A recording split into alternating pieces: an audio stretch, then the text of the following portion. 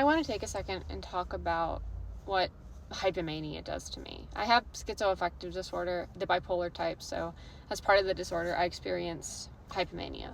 And this person's comment kind of made me think a little bit. They said, I wonder what happens with things created in hypomania. Some hold up as if they escape broken memories. There's still a real part of you there, but no poem redeems the depression that follows. And I often will start a creative project in hypomania. And the creative project, if I finish it in time, before the depression hits, because there's always depression, I'm like, cool, this is great, I made this thing.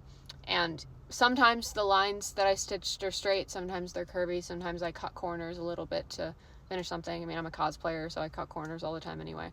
But it's almost like it's sad, though, if I don't beat the clock. If the depression comes in before I finish the project, it's just like, there, it mocks me and reminds me of, like, you were so high in the clouds the other day and now you're down in the dumps, you're down in depression, and you just have to stare at this project that you don't know when you'll finish it. And oftentimes I do finish my projects that I started in hypomania because they're things I care about on some level, but for the most part, it's like I try to race against the clock and try to finish it as quick as possible because I know depression, on some level, I know depression is coming in my head. Even if it's not like I realize I'm in an episode because I have like no insight when I'm hypomanic, I do feel like things eventually will end, like this burst of energy will end, and then it usually is depression.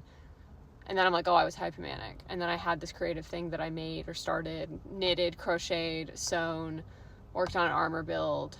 Just like, I have these things that they just sit there and mock me when I'm depressed. And then I try my best to finish them when I'm better again. Yeah. Being bipolar is interesting. Bipolar type.